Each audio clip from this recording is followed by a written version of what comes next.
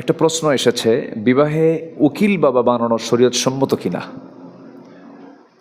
জি, আমরা হামেশাই প্রায় দেখে থাকি যে উকিল বাবা নামে একটা বাবা নতুন করে আমার দেশে এটা তৈরি হয়েছে। এটা আমরা আগে ইতিপূর্বে তেমন শুনি নাই।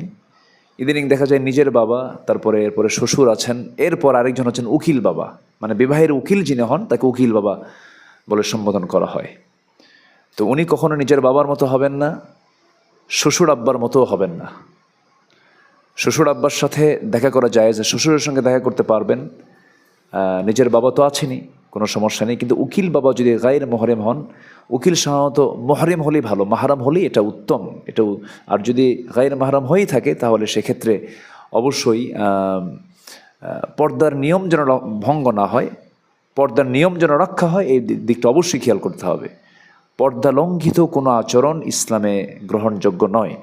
আর উকিল বাবা এরকম জাতীয় কোনো পরিভাষা ইসলামের শরীয়তে নাই। এটা বাবা কোনো শব্দ, এটা আমার দেশেই এটা সৃষ্টি হয়েছে। এটা আশা করি উত্তরটা পেয়েছেন।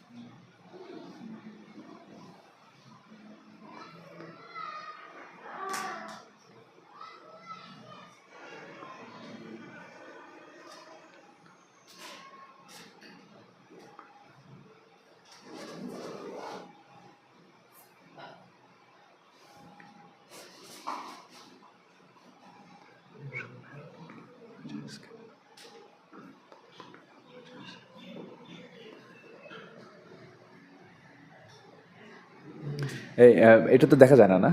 আমি দেখে দেখে যদি বলি। আচ্ছা,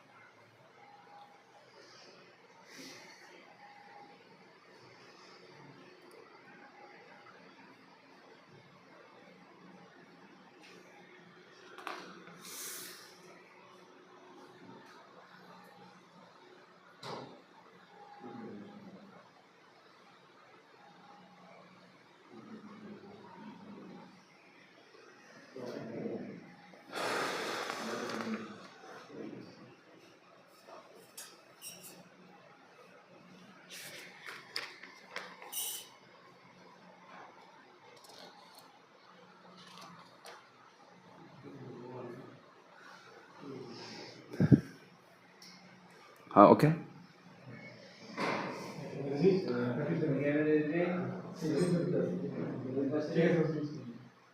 ওই পাশে কে গেছে?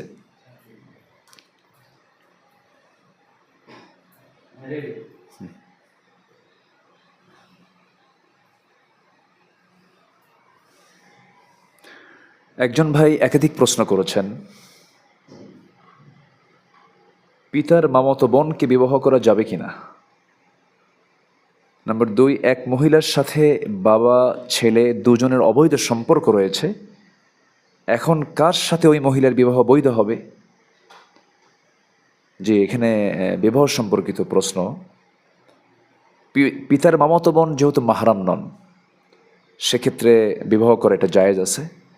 তবে জায়েজ, কিছু কিছু জিনিস জায়েজ থাকলেও, জায়েজ হলেও কিছু নিন্দনীয় আছে, কিছু নিন্দনীয় দিক আছে, এটা আমরা লক্ষ্য করার চেষ্টা করব। এরপরে এক মহিলার সাথে বাবা ছেলে দুজনের অবৈধ সম্পর্ক রয়েছে, এখন কার সাথে ওই মহিলার বিবাহ বৈধ হবে?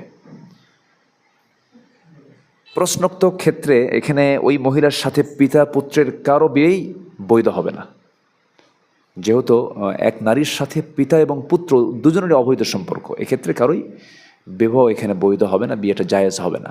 আশা করি উত্তরটা পেয়েছেন।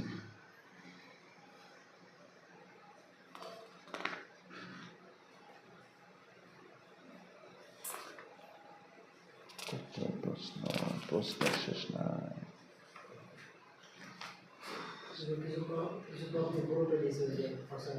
হ্যাঁ,